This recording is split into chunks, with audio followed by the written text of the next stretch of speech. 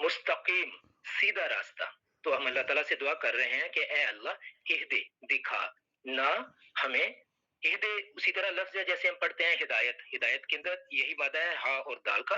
تو اہدے دکھا نہ ہمیں الصراط راستہ المستقیم سیدھا، ہمیں سیدھا راستہ دکھا. اب سیدھا راستہ کون سا ہے؟ اگلی آیت کے اندر ہم اس کا اللہ تبارک و تعالیٰ نے ہمیں یہ سکھایا کہ یہ سیدھا راستہ ہے. اس طرح سے تم نے کہنا ہے صراط الذین، صراط راستہ، الذین ان لوگوں کا، راستہ ان کا، الذین ان کا مطلب جمع کا ہے یہ، ان کا. وہ لوگ کون سے ہیں؟ انعم انعام فرمایا، تا تو نے، انعمتا تو نے انعام فرمایا. اب یہاں پر بہت زیادہ احتیاط کی ضرورت ہے. تا کے اوپر زبر ہے اور ہم نے بہت زیادہ اس پہ خیال رکھنا ہے کیونکہ یہ لفظ جو ہے آگے ہم چل کے پڑھیں گے سورہ بقرہ کے اندر کہ وہاں پر تا کے اوپر پیش ہے. جب اس کے اوپر پیش آتی ہے تو اس کا مطلب ہوگا میں نے انعام کیا، اور اگر اس کے اوپر زبر ہوگی تو نے انعام کیا. تو صراط الذین، صراط الذین ان لوگوں کا راستہ، ان لوگوں کا، انعمت انعام فرمایا تو نے، علیہم، علیہم میں دو الفاظ ہیں، ایک ہے اعلی اور دوسرا ہے ہم. اعلی کا مطلب اوپر اور ہم کا مطلب وہ، مطلب ان کے اوپر. انعام فرمایا اوپر ان کے. صراط الذین راستہ ان لوگوں کا، انعمت انعام فرمایا تو نے، علیہم ان پر. غیر، غیر کا مطلب نہ، مطلب اس کے سوا.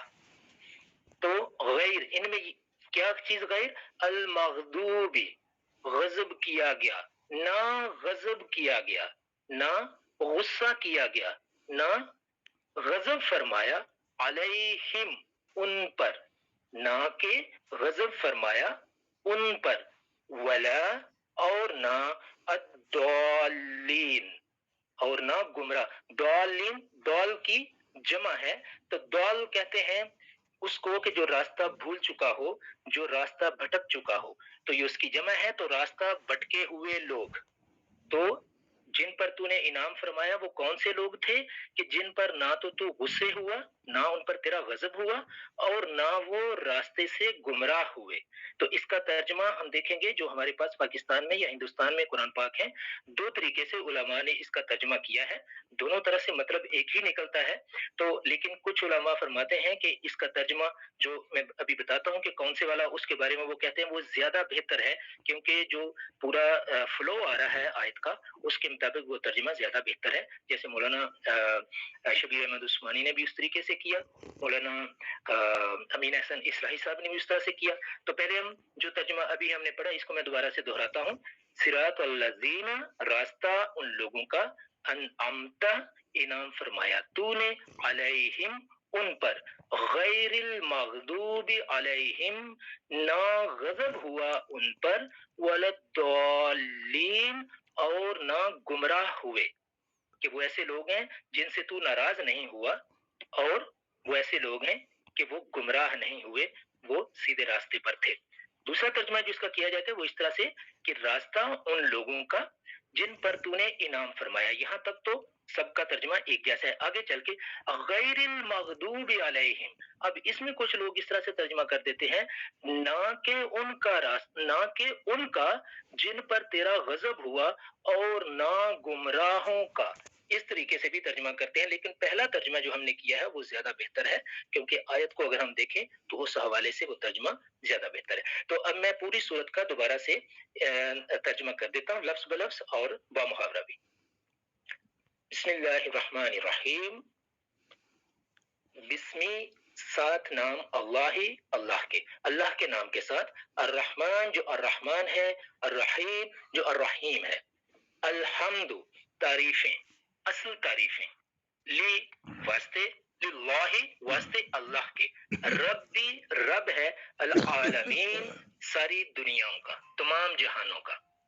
تمام تعریفیں اللہ کے لیے جو تمام جہانوں کا رب ہے. الرحمن الرحیم جو الرحمن ہے اور الرحیم ہے مطلب بہت زیادہ رحم فرمانے والا ہے. مالکی مالک ہے یوم الدین روز جزا کا یعنی دن قیامت کا، قیامت کے دن کا مالک ہے. یا خصوصی طور پر یا صرف کا تیری، صرف تیری. نعبدو نہ ہم، نعبدو ہم عبادت کرتے ہیں، و اور یا صرف کا تیری. نستعین ہم مدد چاہتے ہیں، صرف تیری ہی ہم عبادت کرتے ہیں اور صرف تیری ہی ہم مدد چاہتے ہیں، یا تجھ ہی سے ہم مدد مانگتے ہیں. اس طرح سے بھی کہہ سکتے ہیں ترجمہ. اہدنا دکھا ہمیں الصراط المستقیم سیدھا راستہ. صراط الذین راستہ ان لوگوں کا انعمت انعام فرمایا تو نے علیہم ان پر، غیر المغضوب نہ غضب ہوا علیہم ان پر، وللضالین اور نہ وہ گمراہ ہوئے. ہمیں ان لوگوں کا راستہ ان لوگوں کا جن پر تو نے انعام فرمایا، نہ ان پر تیرا غضب ہوا اور نہ وہ گمراہ ہوئے. جزاکم اللہ خیر. السلام علیکم ورحمۃ اللہ وبرکاتہ. جی ڈاکٹر صاحب السلام علیکم ورحمۃ اللہ. مسند احمد میں ایک حدیث میں نبی پاک صلی اللہ علیہ وسلم نے فرمایا، حدیث کا مفہوم بیان کر رہا ہوں، کہ اللہ تعالیٰ نے ایک مثال بیان کی کہ صراط مستقیم کی دونوں طرف دو دیواریں ہیں، ان میں سے ان دیواروں میں کئی ایک کھلے ہوئے دروازے ہیں اور دروازوں پہ پردے لٹک رہے ہیں. صراط مستقیم کے ان دروازوں پر ایک پکارنے والا مقرر ہے جو کہتا ہے کہ اے لوگو تم سب کے سب اس سیدھی راہ پر چلے جاؤ، ٹیڑھی ترچھی اور ارد گرد کی راہوں کو نہ دیکھو، نہ ان پر جاؤ. ان رستوں سے گزرنے والا کوئی شخص جب ان دروازوں کو کھولنا چاہتا ہے تو ایک پکارنے والا کہتا ہے خبردار اسے نہ کھولنا، اگر کھولا تو اسی راہ میں لگ جاؤ گے اور صراط مستقیم سے ہٹ جاؤ گے. بس صراط مستقیم تو اسلام ہے اور اس کی جو دیواریں ہیں وہ اللہ کی حدود ہیں، اور کھلے ہوئے دروازے اللہ کی حرام کردہ چیزیں ہیں، اور دروازوں پر پکارنے والا قرآن کریم ہے، اور راستے کے اوپر سے پکارنے والا زندہ ضمیر ہے جو ہر ایماندار کے دل میں اللہ تعالیٰ کی طرف سے بطور باعث موجود ہوتا ہے. یہ حدیث ابن حاتم، ابن جریر، ترمذی اور نسائی میں بھی ہے اور اس کی اسناد صحیح ہے. ہم نے جو انعام یافتہ لوگوں کا ذکر کیا، سورہ نساء میں اس کی تشریح یوں بیان کی گئی، اسی کی تفسیر یوں بیان کی گئی کہ اعوذ باللہ من الشیطان الرجیم ومن یطع اللہ والرسول فاولئک مع الذین انعم اللہ علیہم من النبیین والصدیقین والشہداء والصالحین وحسن اولئک رفیقا. اور جو لوگ اللہ اور اس کے رسول کی اطاعت کرتے ہیں وہ قیامت کے روز انہی لوگوں کے ساتھ ہوں گے جن پہ اللہ نے انعام کیا، یعنی کہ انبیاء، صدیقین، شہداء اور صالحین، اور ان لوگوں کی رفاقت بہت ہی خوب ہے. اس آیت میں یہ بھی وضاحت کر دی گئی کہ انعام یافتہ لوگوں کا یہ رستہ اطاعت الہی اور اطاعت رسول کا رستہ ہے، نہ کہ کوئی اور رستہ ہے. بعض روایات میں آتا ہے کہ مغضوب علیہم وہ لوگ کہ جن پر اللہ کا غضب نازل ہوا، ان سے مراد یہودی ہیں، اور ضالین سے مراد نصارہ ہے. یہ اس کی مختصر تشریح ہے. حدیث میں کے الفاظ آتے ہیں کہ جب سورہ فاتحہ کے آخر میں آمین کہنے کی نبی پاک علیہ الصلوۃ والسلام نے تاکید اور فضیلت بیان کی ہے، اس لیے امام اور مقتدی کو آمین کہنا چاہیے. یہ صحابہ کا معمول تھا. اللہ تعالیٰ سے دعا ہے کہ ہم نے جو سورہ فاتحہ پڑھی، اس کا ترجمہ سیکھا، اس کی مختصر جو تشریح ہم نے بیان کی اس کو سمجھنے کی توفیق عطا فرمائے. یہی سے میں ریلیٹ کروں گا اپنی بات کو کہ سورہ فاتحہ کی آخری آیت میں غیر المغضوب علیہم ولا الضالین، یہاں پہ دو دفعہ ضاد کا لفظ آیا. ضاد جو ہے وہ عربی زبان کا ایک ایسا لفظ ہے کہ جس کا تلفظ مشکل ترین تلفظ ہے. غیر عرب جو لوگ ہیں جنہیں جنہیں اجمی کہتے تھے عرب کے لوگ میں نے شاید ایک پہلی مجلس میں بات کی تھی کہ عرب کے لوگ اس بات پہ اس دور میں فخر کرتے تھے کہ نحن اہل الضاد، لغت اہل الضاد کی جو دود والوں کی زبان ہے وہ عربی زبان ہے، کہ باہر کے جو لوگ تھے، جو اجمی لوگ تھے، ان کو یہ لفظ ادا کرنا بہت ہی زیادہ مشکل ہوتا تھا۔ اسی تعلق کے حوالے سے جب میں اس کو پڑھ رہا تھا تو مجھے موقع ملا کہ میں آپ کے سامنے عربی زبان کی فصاحت اور بلاغت کا تذکرہ کروں۔ اب ہم اس میں دیکھیں گے چونکہ وقت بہت زیادہ کم ہوتا ہے اور ہمارے پاس اتنا وقت نہیں ہوتا کہ ہم اس ساری چیز کا احاطہ کر سکیں، تو ہم دیکھیں گے کہ عربی زبان کی وسعت، ندرت اور الفاظ کے ہر تنگیز نظام نے اور اردو سمیت دنیا کی مختلف زبانوں پر اس کے اثرات جو ہیں وہ کیا ہیں۔ ہم اپنی بات شروع کرتے ہیں اور ہم اسے ریلیٹ کر رہے ہیں سورہ فاتحہ میں جو ضاد ہے، ضاد کے جو دو آخری آیت میں ہم نے غیر المغضوب علیہم ولا الضالین، اس کا مخرج جو ہے کہ وہ بہت ہی مشکل ہے، اور اہل عرب اس کے اوپر فخر کرتے تھے کہ نحن اہل الضاد، کہ ہم اہل الضاد ہیں۔ عربی زبان کو جو ماہرین لسانیات ہیں، لنگوسٹکس کے جو ماہرین ہیں، انہوں نے اس کی جو گروہ بندی کی ہے، میں نے یہ بات پہلے بھی آپ سے ذکر کیا تھا کہ حضرت اسماعیل علیہ السلام کی جو اولاد تھی اور حضرت اسحاق علیہ السلام کی اولاد تھی جو اس جزیرہ عرب کے اندر آباد ہوئی، ان کی زبان بنیادی طور پہ لنگوسٹکس کے اندر یہ جو عربی زبان، یہ سامی گروہ اس کو کہتے ہیں، اور اس گروہ، یہ چھوٹا سا گروہ ہے، یہ بہت بڑا زبانوں کا کوئی بہت بڑا گروہ نہیں ہے۔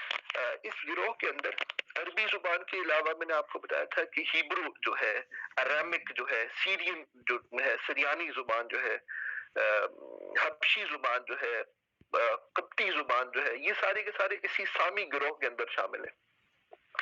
چونکہ ہم عربی زبان کے تعلق اور قرآن کے تعلق کے حوالے سے بات کر رہے ہیں، تو ہم اسی پیرائے میں بات کریں گے، ہم باقی سامی گروہ کی باقی زبانوں کے اوپر بات نہیں کریں گے۔ زبانوں کا یہ والا جو گروہ ہے، اس میں ایک بات بڑی عجیب ہے اور دوسری بڑی دلچسپ ہے۔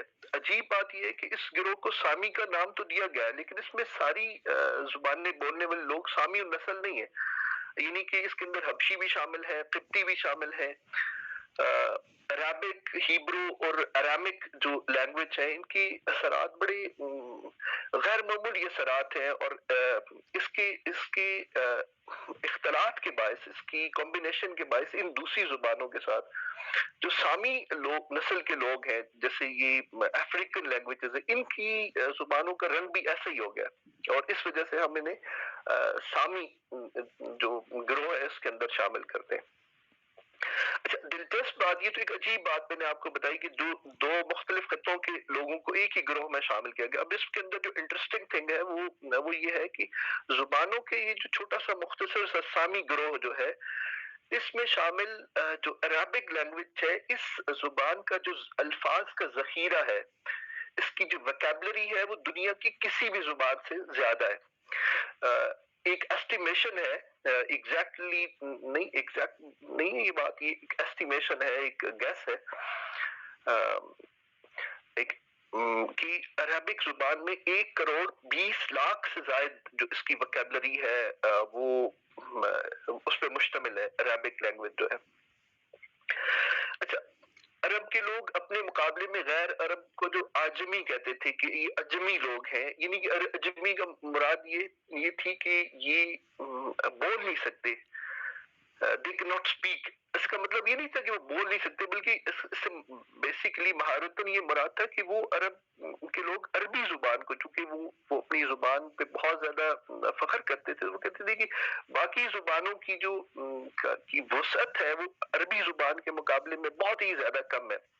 میں آپ کو ایک مثال سے سمجھاتا ہوں۔ مثال کے طور پہ حالت خوف کو ظاہر کرنے کے لیے عربی زبان کے علاوہ جتنی بھی زبانیں، انگلش ہے، اردو ہے، پرشین ہے یا کوئی اور لینگویج ہے، ان میں چند ہی الفاظ ہیں، 2، 4، 6، 8، جبکہ صرف جو ڈر کا لفظ ہے، خوف جسے ڈر کہتے ہیں، اس لفظ کے اظہار کے لیے 4,000 سے زیادہ عربک کے ورڈز ہیں، اور اب جو ہے کہ بولنے والے کی آپ اندازہ کیجئے کہ اس دور کے شعراء اور جو ان کے ہاں زمانہ جاہلیت کا تھا، جو کہ اللہ کا تعارف نہیں تھا، اللہ کے رسول کا تعارف نہیں تھا، لیکن ان کی ادبی ذوق وہ بہت ہی زیادہ وسیع تھا کہ بولنے والے کو سمجھ ہوتی تھی کہ وہ ان 4000 جو خوف کے لیے استعمال ہوتے ان میں سے جب وہ استعمال کر رہے تو سننے والا یا جس کے بارے میں بات کی جا رہی ہے اسے کس چیز کا خوف تھا. فار ایگزامپل ایک اور مثال سے آپ کو سمجھاتا ہوں کہ صرف عربک لینگویج میں جو شیر کا لفظ ہے لائن، اس کے لیے 500 لفظ آئے ہوئے. اچھا جب یہ لفظ ہم شیر کے لیے بولتے ہیں تو اس میں یہ دنیا کی لینگویجز کے اندر ایک یونیک چیز ہے کہ شیروں کی صفات، ان کی کنیات، ان کے القابات جو ہے یہ سارے کے سارے مثال کے طور پہ ناموں میں اسد، اسید، حیدر، یہ سارے شیروں کے عباس، زیغم، زرغام، یہ نام تو وہ نام ہے جو کہ اردو زبان میں ہمیں مل جاتے ہیں، لیکن اس کے علاوہ سینکڑوں نام ایسے جو صرف شیر کے لیے، لائن کے لیے بولے جاتے ہیں، مطلب مثلا مستلحم، مستعد، منحس، مؤرے، اچھا اسحر، سبع، عروہ، ایسے سینکڑوں لفظ ہیں کہ جو صرف شیر کے لیے، اور دنیا کی کسی زبان میں یہ چیز آپ کو نہیں ملے گی.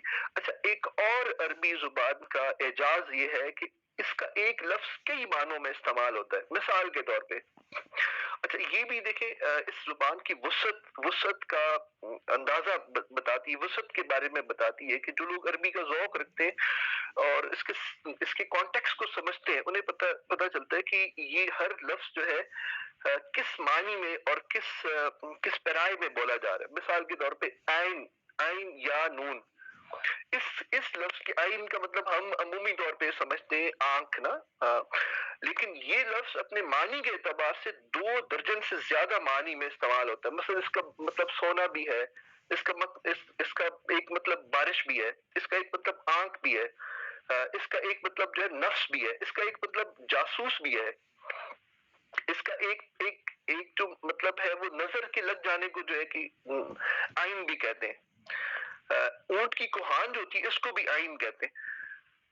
تو اس طرح سے اس زبان کے آپ وسعت کا اندازہ لگائیں کہ ایک لفظ. اچھا ایک اور بڑی انٹرسٹنگ بات جو میں پڑھ رہا تھا تو مجھے پتا چلی کہ وہ یہ ایک لفظ اور اس کے 2 متضاد معنی ہیں.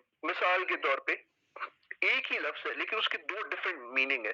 مثال کے طور پہ ہم لفظ استعمال کرتے ہیں مولا، اللہ مولانا، کہ اللہ ہمارے مولا ہیں. اچھا اسی طرح ہم لفظ استعمال کرتے ہیں حرام. اچھا یہ اب دیکھیے گا کہ حرام جو ہے کہ وہ اس کے 2 ڈفرنٹ اور بالکل اپوزٹ میننگ ہے. مثال کے طور پہ ہم لفظ استعمال کرتے ہیں مسجد حرام، مقدس محترم مسجد کعبۃ اللہ کے لیے اور مسجد نبوی کے لیے. اچھا اس کا ایک اور مطلب یہ بھی ہے کہ یہ ممنوع چیز ہے، کہ جیسے ہم استعمال کرتے ہیں کہ اللہ نے شراب کو حرام قرار دے دیا. تو یہ ایک ہی لفظ کے 2 معنی. مولا کا لفظ میں نے آپ کو بتایا، اس کا مطلب آقا بھی ہے اور غلام بھی ہے، بالکل 2 اپوزٹ میننگ ہے. اب یہ کہ بولنے والا جس پیرائے میں، جس کانٹیکس میں، جس انوائرمنٹ کے اندر بول رہا ہے اس حساب سے وہ کرے گا. مثلا صارخ کا مطلب ہے فریاد سننے والا اور فریاد کرنے والا، تو بالکل اپوزٹ چیزیں ہیں. لیکن زبان کی وسعت ایسی ہے کہ وہ ان دونوں کو کور کر رہی ہوتی. اچھا یہ چیز شاید ہمیں سمجھ میں آئے کہ ایک زبان کو ہم ایک لفظ کو ہم 2 ڈفرنٹ معنی میں کیسے لے رہے ہیں. پنجابی زبان میں ہم یہ کہتے ہیں لا دیو. فار ایگزامپل ایک صاحب ہیں وہ جوان سے کہتے ہیں کہ پرچم لا دیو. تو کیا مطلب ہے کہ وہ پرچم کو اریکٹ کر دے گا، پرچم کو چڑھا دے گا، اس کو پرچم لگا دے گا. اور جب شام ہوگی تو صاحب کہیں گے جوان سے کہ پرچم لا دیو. اب دیکھیں لا دیو کا جو معنی ہے وہ یہاں پہ چڑھانے کے میننگ میں بھی آ رہا ہے اور اتارنے کے میننگ میں بھی آ رہا ہے. تو بالکل یہی مثال ہے جو ہم پنجابی میں استعمال کرتے ہیں لا دیو. مثلا پرچم لا دیو، اس کو اتارنے کے معنوں میں بھی ہم لیں گے لیکن سٹائل ڈفرنٹ ہو جائے گا کہ کس کانٹیکس میں کر رہے ہیں. صبح کے وقت میں کہہ رہے ہیں تو جوان سمجھ لے گا کہ پرچم لگانے کی بات ہو رہی ہے، اور جب شام کے وقت میں ہوگا تو جوان سمجھ لے گا کہ پرچم لا دیو، پرچم کو اب اتار لیں. تو بالکل اسی طرح سے مولا کا جب ہم لفظ استعمال کرتے ہیں یا حرام کا لفظ استعمال کرتے ہیں، مثلا جلل کا لفظ ہے کہ چھوٹا اور بڑا، سوری جی، جب یہ لفظ ہم استعمال کرتے تو ہم کیا کرتے ہیں کہ ہم کانٹیکس کو دیکھ رہے ہوتے ہیں کہ کس کانٹیکس میں یہ لفظ استعمال ہو رہا ہے۔ اچھا، دنیا کی ہر زبان میں بس ہم نے بتایا تھا آپ کو کہ ایس وی او یا وی ایس او یا ایس وی او کوئی بھی لینگویج ہو، سبجیکٹ ہو، ورب ہو یا آبجیکٹ ہو، اس میں فاعل ہوگا، اس میں مفعول ہوگا، لیکن عربی زبان میں ایک اور خاص ہے کہ اس کے اندر اس میں آلہ بھی ہوتا ہے۔ مثال کے طور پہ، اور یہ جو اس میں آلہ ہے اس کو سمجھا جاتا ہے کہ جی وزن کیا ہے، جو بات آپ کر رہے ہیں اس کا وزن کیا ہے۔ مثال کے طور پہ یہ جو اوزان بنائے جاتے ہیں، یہ مفعل، مفعال اور مفعلہ کے نام کی وزن کے اوپر بناتے ہیں، اور جس بندے سے بات کی جاتی ہے یا جو بندہ بات کر رہا ہوتا ہے وہ سمجھ جاتا ہے کہ یہ اب کس چیز کے متعلق بات ہو رہی ہے۔ مثال کے طور پہ فتح کا مطلب ہے کھولنا، فتح کھولا، ٹھیک ہے جی۔ اچھا، اسی فتح سے ایک لفظ بنتا ہے مفتاح۔ مفتاح کا کیا مطلب ہوتا ہے؟ مفتاح جو ہے اس کا مطلب ہے کھولنے والا، اور اصطلاحی معنی میں کیا ہوگا؟ اس اصطلاحی معنی میں چابی کو کہتے ہیں، یعنی اس میں آلہ ہو گیا۔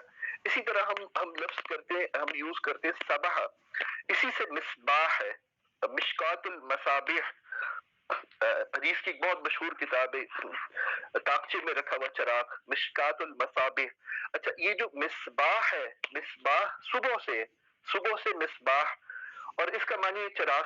اب مصباح کے لفظی معنی ہے صبح کے بنانے والا، چونکہ چراغ بھی ایک درجے میں اندھیرے کو دور کر رہا ہے تو اس رعایت سے ہم اسے مصباح کہہ لیں گے۔ اچھا، اس طرح سے ہے کہ دنیا کی، چونکہ ہم بات کر رہے ہیں عربک لینگویج کی کیریکٹرسٹکس کے اوپر، تو اس میں ہرگز مقصد یہ نہیں کہ کوئی اور لینگویج اس سے انفیریئر ہے، بلکہ ہم اس کی کیریکٹرسٹکس بیان کر رہے ہیں، تو آپ نے اس کو اسی انداز میں جو ہے کہ وہ سمجھنا ہے۔ اچھا، ایک اور حیرت انگیز اس کی یونیکنیس ہے، اس کی انفرادیت ہے کہ عربی زبان میں صرف 2 حروف کی بنیاد پہ ہم لفظ کے معنی کو پا لیتے ہیں مختلف کانٹیکس میں۔ مثال کے طور پہ اگر کسی لفظ کے اندر جیم اور نون ہو تو اس لفظ میں اخفاء کا مفہوم پوشیدہ ہوگا۔ کسی لفظ میں اگر نون ہو اور جیم یہ دونوں جمع کر دی جائے تو اس لفظ میں اخفاء کا مفہوم چھپا ہوا ہوگا۔ اچھا، اسی طرح سے اب 2 حروف کی مدد سے بھی ہم مقصود کو پا لیتے ہیں کہ ہم اپنے آبجیکٹو کو حاصل کر لیتے ہیں۔ مثال کے طور پہ عربی زبان کے بعض الفاظ کا یہ اعجاز ہے کہ پہلے حرف کی صفت اس میں اس مکمل لفظ میں پائی جاتی بنا جی کوئی صاحب بولنا چاہ رہے ہیں؟ بات کیجیے آپ۔ اچھا، مثال کے طور پہ ہم یہ کہتے ہیں کہ جو شین کا لفظ ہے، جب ہم شین بولتے ہیں تو اس میں اس سے کیا ہوتا ہے کہ جب ہم شین کا لفظ بول رہے ہوتے ہیں تو ایک کھچاؤ کی کیفیت ہے اور ایک ایکسپینشن کی کیفیت ہے، ایک پھیلاؤ کی کیفیت ہوتی ہے نا۔ اچھا، اسی بات کو ذہن رکھتے ہوئے اب ان الفاظ پہ آپ غور کریں گے جو لفظ میں بولوں گا۔ میں نے آپ کے سامنے شین کا لفظ کہا ہے، جب ہم شین کو عربی مخرج میں ادا کرتے ہیں تو ایک پھیلاؤ کی کیفیت ہوتی ہے، اس کے اندر ایک اسٹریچ ہوتا ہے۔ اب دیکھیں شباب، شہاب، شارع، شعور۔ اچھا، یہ جب لفظ ہے، جب بھی یہ لفظ ادا کیے جائیں گے تو کیا آپ کے ذہن میں ہے کہ اس میں بالترتیب جذبات کے بڑھنے کا، شعلے کے بلند ہونے کا، فار ایگزامپل شہاب کا مطلب یہ شعلے کا بلند ہونا، شعور کیا ہے کہ ایک عرفہ تھوڑی بلند نوعیت کی فراست جو ہے کہ ایک بندے کی کو ایک انڈرسٹینڈنگ ہے اور اس سے زیادہ ایک ڈیپ انڈرسٹینڈنگ ہے، تو ڈیپ انڈرسٹینڈنگ جو اس کا شعور کہلائے گا۔ تو اب چونکہ اس کے اندر کھچاؤ اور پھیلاؤ پایا جاتا ہے تو جو الفاظ اس سے بنتے ہیں اس کے اندر بھی ایک ڈیپتھ پائی جاتی ہے اور ایک ایکسٹینشن پائی جاتی ہے۔ اس سے ہم سمجھ سکتے ہیں کہ شباب جو ہے کہ وہ جوانی کے عروج کو کہا جائے گا۔ تو یہاں سے بھی دیکھیں اس زبان کی وسعت کا ہمیں اندازہ ہوتا ہے۔ اچھا، ایک اور اعجاز اس کا یہ ہے کہ اس کا دنیا کی تمام زبانوں کے مقابلے میں. مطلب میں اس بات کو جب آپ سے کہہ رہا ہوں تو جو لکھنے والے تھے یا جن سے میں نے سنا یا جن جگہوں میں میں نے پڑھا, انہوں نے بڑی افرمیٹی کے ساتھ, بڑی یقین کے ساتھ یہ بات کی کہ دنیا کی کسی بھی دوسری زبان کے مقابلے میں عربی زبان نہایت ہی مختصر ہے, نہایت ہی مختصر. مثال کے طور پہ ہم یہ کہتے ہیں لا الہ الا اللہ, لا الہ الا اللہ, اس کو عربی زبان میں صرف 3 لفظوں میں تحلل. اسی طرح سے ہم تعوذ کہتے ہیں, اعوذ باللہ من الشیطان الرجیم, صرف آپ تعوذ کہتے ہیں اور سننے والا بات جو ہے کہ وہ سمجھ لیتا ہے. کہ مثال کے طور پہ ایک شخص نے کہا انا للہ و انا الیہ راجعون, اب اس ترجع, بس یہ لفظ ہے کہ یہ بات آپ نے کہا کہ جی فلاں بندے نے اس ترجع کیا, تو آپ سمجھ لیں گے جی اس نے انا للہ و انا الیہ راجعون کہا, کسی افسوس کا اظہار کیا. تو یہ اس لفظ کی اس کی خوبصورتی ہے. میں نے ریکویسٹ کی تھی کہ ایک اللہ حاصل صاحب سے کہ وہ ایک چیز پن کر دیں, میرے خیال میں وہ پن نہیں ہوئی بھی, وہ میں دکھانا چاہ رہا تھا آپ کو کہ آپ اس کو دیکھ لیں. عام طور پہ یہ اگر ایسے کر لیا جائے کہ جو چیز میں بھیجتا ہوں وہ پن کر دی جائے تو سننے والے کو یا دیکھنے والے کو آسانی ہو جائے گی اس چیز کو سمجھنا. ایک اختصار کے حوالے سے میں بات کر رہا تھا کہ عربی زبان جو ہے اس کے مقابلے میں کسی بھی دوسری لینگویج کا ہم اٹھا لیتے, ایک کمپیریزن کے طور پہ انگریزی اور عربی کا ہم ایک کمپیریزن کرتے ہیں. عربی زبان کا جو طویل ترین لفظ ہے, اگر آپ کائنڈلی پن کر سکیں اس کو اوپر, سر لحاظ صاحب, جو چیز میں نے واٹس ایپ میں بھیجی ہوئی ہے کائنڈلی اگر وہ پن کر سکے تو لوگوں کو سمجھ آئے گی.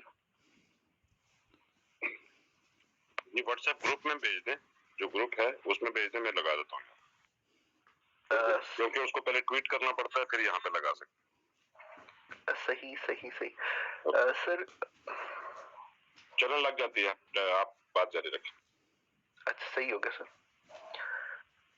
اچھا جی, اچھا عربی زبان میں نا جو عمومی طور پہ جو طویل الفاظ ہیں وہ 7 لیٹر سے مل کے بن رہے ہوتے ہیں.